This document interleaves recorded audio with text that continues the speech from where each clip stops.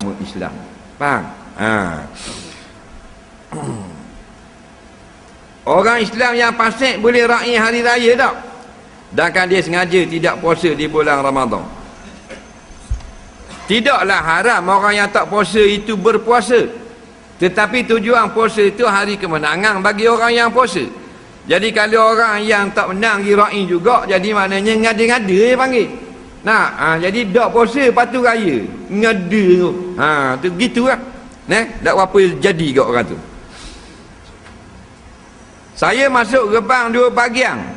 Boleh tak upah daging bahagian saya sikit pada tukang sembelih? Hukumnya haram dengan sepakat ulama.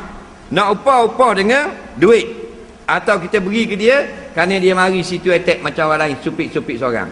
Ataupun ada, kalau ada pun kerana ada niat upah kerana mari buat kerja, haram dan kena pulang balik. Hak mana-mana ambil dah kena minta halal dengan tuan dia, hak zaman-zaman dulu. Kena ganti semula. Soalan seterusnya, boleh tak saya buat lauk daging korban hak bahagian saya, ajak orang mari makan di rumah? Boleh, tak ada masalah. Dengan syarat mesti ada sebahagian daging korban hak mentah beri kepada orang fakir atau miskin. Kena kenal pasti hak tu.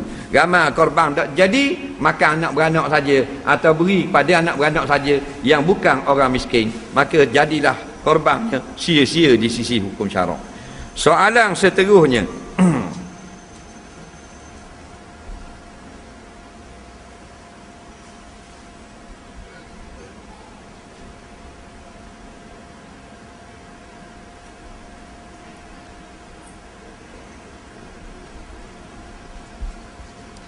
sekiranya perempuan atau laki-laki kena buat tahu orang kafir, jadi gila nak pada orang kafir, berobat dah baru semayang hajat tak jadi apa kau, dia nak juga siapa murtad, adakah menjadi kafir terus sekiranya dia tidak kembali pada Islam? Jawabnya tidak, apabila orang itu sudah tidak ada akalnya lagi. Lepas tu dia kata rufi'al qalam an salasin, tidak ditulis pahala atau dosa 3 golongan. Nah, orang yang tidak sedar, kalau benar dia tidak sedar, kufur dia tidak sah di sisi Allah. Soalan seterusnya, kalau bayi atau budak beri pada orang kafir oleh 2 ibu bapa, siapa jadi kafir? Adakah kekal jadi kafir sekiranya dia tidak tahu bagaimana bila diberitahu padanya dia tak percaya sampai dia mati? Adakah kekal menjadi kafir? Ya. Dia ni anak orang Islam, dibela ke orang kafir, lalu dia pun kekal di atas kafir, maka matilah dia, mati dalam kekufuran.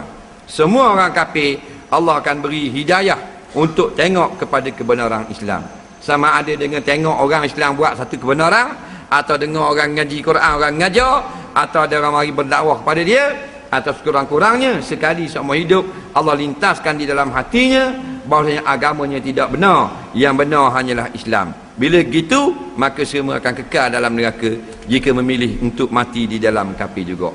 Soalan seterusnya, seorang laki-laki Islam zina dengan perempuan kafir siapa beranak, anak dapat pada si kafir, adakah anak berdosa menjadi kafir kerana perbuatan kedua pasangan itu? Mana kalau anak itu mati? Macam tadilah jawapan, sama saja. Masa budak, anak tidak berdosa. Siapa yang telah besar dewasa, dia wajib masuk Islam dengan segera sebelum datang kematian. Saya nak beramal dengan 99 nama Allah. Masalahnya saya agak keliru kerana terdapat nama Allah yang sama, terdapat makna yang sama pada nama yang berlainan. Seperti mana contoh berikut. Nama yang sama Al-Majid yang mulia, Al-Majid yang maha mulia, pohon kebahagiaan keluarga, pohon terangkan hati.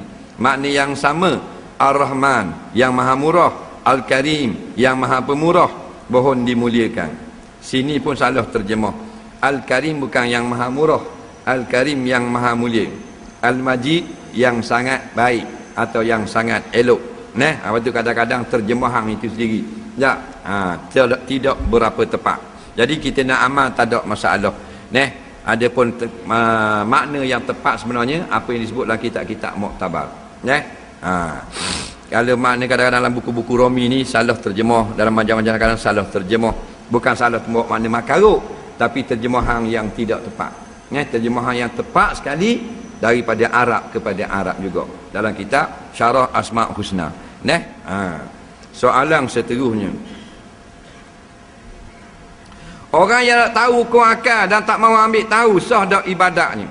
Sah ibadat bukan berkait dengan hukum akal, tetapi bila dia melakukan ibadat mengikut rukun dan syarat yang betul.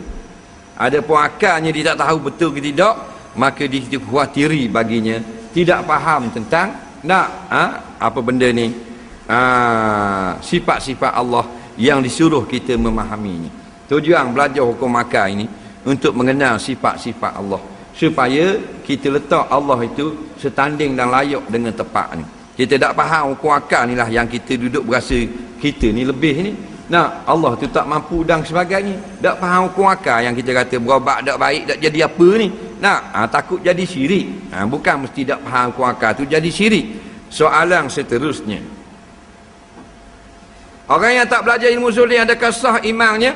Jawabnya sah apabila dia telah pun faham arti asyhadu an la ilaha illallah wa asyhadu anna muhammadar rasulullah, dan dia tidak rosakkan maknanya siapa dia mati.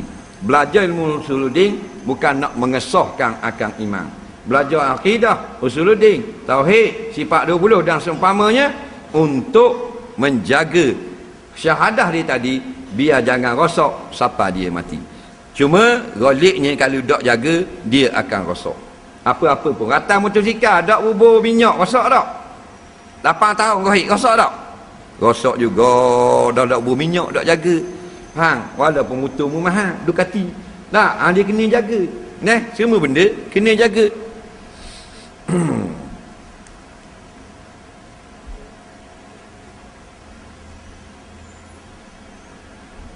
Lepas ambil wuduk, ada tarik mata, adakah perlu kena ambil semula? Ya, jika besar dan menutup kakan yang zahir daripada pangkal mata.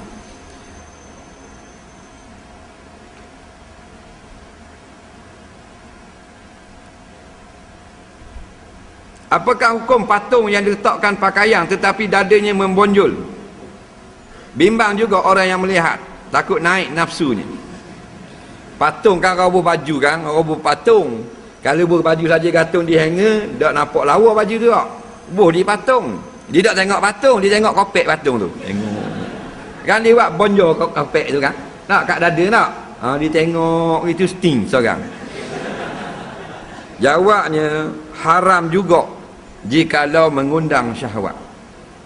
Bagi orang tu saja, tidak bagi orang lain. Sebab tu dia kata harus melihat, nampak akan tubuh badan mahram kita selama tidak dilihat dengan syahwat. Kalau lihat dengan syahwat tetap haram. Contoh tok dia, tok dengan cucu ni, tok tak wajib pakai baju dalam, tok pakai kilas kain batik saja, tak apa, atas ni open macam orang pangang, macam orang asli, faham tak? Tetapi jika maknanya cucu tengok sting, maka wajib gok kena tutup, tak boleh tengok gok. Jadi tutup bukan kerana aurat, tutup kerana pintu fitnah. Gitu juga dengan patung-patung gini. Bagi orang yang lain tak ada masalah, bagi dia bermasalah, maka dia wajib kena jaga pandangan ni. Soalan seterusnya, pakai baju belah luar jarang tapi belah dalam pakai inner, ketat apa hukumnya? Kerana pula jika inner itu longgar, terang kat sikit aurat wanita. Perempuan ini dia pakai baju luar nipis, nampak baju dalam. Inner tu dalam lah, luar baju luar. Cuma bahagian dalam ni ketat. Biasanya nak tahu benda ni haram ke tidak, tanya orang lelaki. Orang lelaki tengok. Tengok orang puan nampak pakai baju dalam, ketat di dalam tu, sting tau. Haramlah hukumnya. Tu tanya bapak tasawuf. Nampak tak? Jadi itulah di antara pakaian-pakaian yang dilarang di akhir zaman ini mula timbul balik. Zaman dulu baju kebaya dia pakai nipis lek luar, dalam nampak baju dalam. Malai-malai ada pergi makan pulut. Lening pakai baju nipis lek luar, dalam nampak bukan baju dalam, bukan bra, tapi baju t-shirt ketat lek dalam, pakai tiup belah dalam. Mula mendapat sambutan semula. Haram. Mana-mana ayah yang benar, ayah tu jadi fasik. Wajib kena larang anak keluar dengan berpakaian begitu. Wajib semua universiti nak kena larang pelajar pakai gitu masuk ke kawasan kampus. Tapi oleh kerana roh kerajaan kita tidak Islami, maka benda ni tidak akan berlaku. Sebab tu kita tengok tak, pakai serban kena pecat, universiti kena pecat, sekolah dan sebagainya. Lanjang diberi anugerah istimewa di sisi pemerintah. Kerana kita duduk di dalam negeri yang milik orang Islam, tapi tak mampu mempraktikkan Islam. Nah, soalan seterusnya. Wanita lanjut usia, adakah ketika muda dengan laki-laki, adakah sama ketika muda dengan laki-laki bukan mahram? Perempuan yang sudah tua tetap bukan mahram dengan kita laki-laki ajnabi. Cuma pendapat yang dhaif dalam mazhab Syafi'i, maka dia kata tidak haram musafahah, bersalam dengan perempuan yang tua bangka, yang tidak lagi ada orang yang ingin pada dia pada anda. Tua berdoa lalu, doa gitu tangan, macam tu kubur. Nah, maka baru ada kau dhaif kata boleh salam dengan dia. Kau muktamad haram juga. Faham tak? Walaupun tangan dia keras macam tangan badak sumbu. Nah, haram juga. Jadi kita hak salam dengan perempuan-perempuan muda ni istighfarlah. Nah, baca Quran, bersedekah dan sebagainya. Nah, kafarah dosa-dosa kita.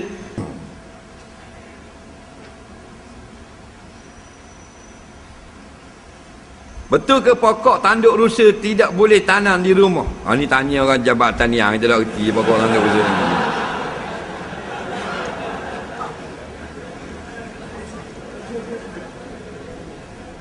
Sekolah saya telah mengadakan program solat hajat selama 40 hari dan disediakan air di depannya. Baru ni kawan saya menyatakan perkara ini bid'ah jika terlalu percaya. Letak air untuk dibaca-baca ayat Quran, zikir dan doa bukan bid'ah. Yang bid'ahnya kita duduk yakin dengan air-air seperti itu. Faham tak? Jadi usaha itu tidak salah.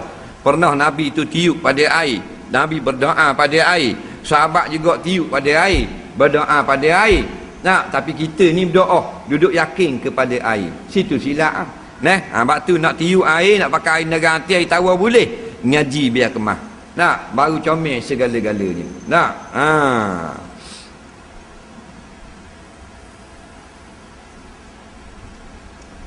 saya tutup dah kedai saya, tapi ada orang main-main dah teruk malam-malam.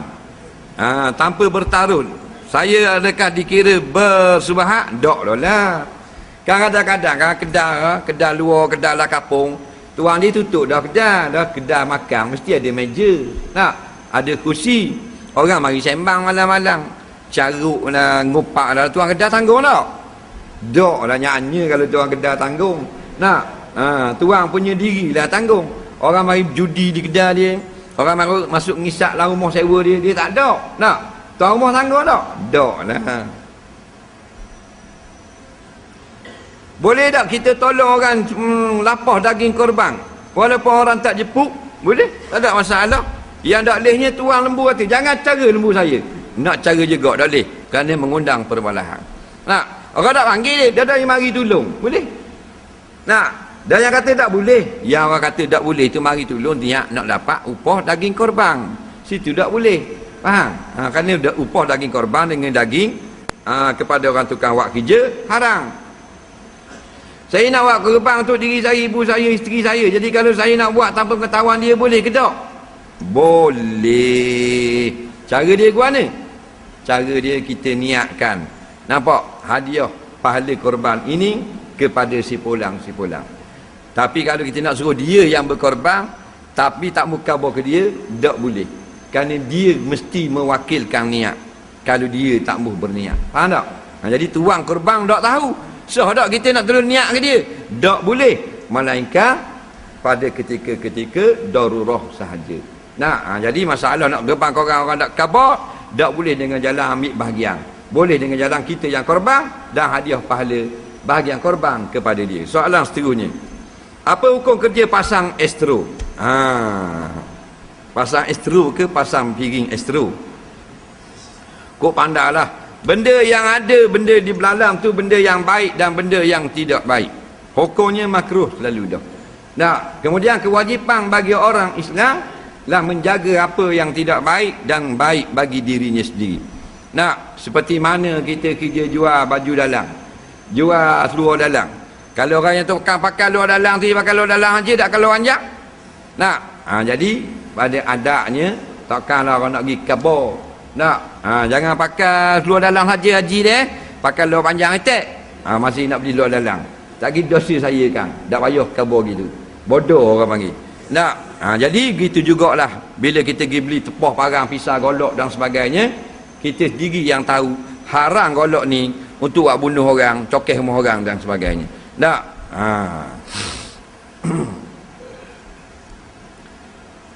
Najis air kecil anak kena pada seat kereta, macam mana nak cuci? Cabut kursi kereta. Payah. Payah gini. Ambil kain, ambil tisu, pekat dulu ke atas dia. Takat mana hak dia boleh lekat pada tisu? Buang tisu tu. Nak, patut masuk dalam dah guana kena belah spang, tak payah. Ambil air letak. Biar rata di atas dia. Kemudian dia akan bawa masuk ke dalam. 3 kali jiru. Nampak? Ini bukan hadis, pandangan ulama. Patut pekat dengan tuala. Masa basah tu belum dimaaf pada syarak. Nak, kerana tidak ada air mengalir pada pendapat muktamad. Biar dia kering. Bila dia sudah kering, maka dimaaf.